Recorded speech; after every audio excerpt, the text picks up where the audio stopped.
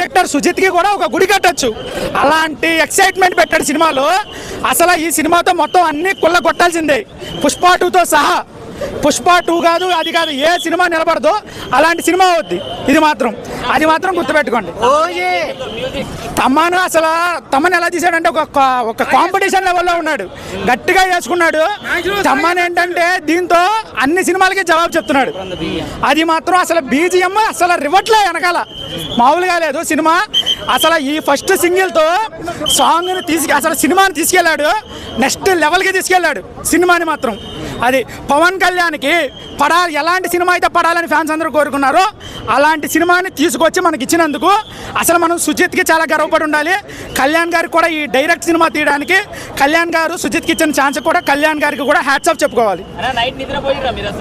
Night అసలు మొత్తం అంతా ఇక ఒకటే ఈ సాంగ్ ఎలా ఉండబోతుందన్న స్టేటస్లు, వాట్సాప్ స్టేటస్లు, ఇన్స్టాలు ఒకటే గోల. మొత్తం సాంగ్ ఎలా ఉండబోతుందని దాన్ని రీచ్ అవుతుంది కాదు, దాని అమ్మ మొగుడు 5 నిమిషాలకు ఒకసారి టీవీ గడు సావ దొబ్బుతున్నాడు. టీవీ గడు సరిపోడంటే కమల్ గడు సావ దొబ్బుతున్నాడు. ఎలా ఉందని నన్ను అడుగుతావు ఏంటి బ్రో, తెలియట్లేదా?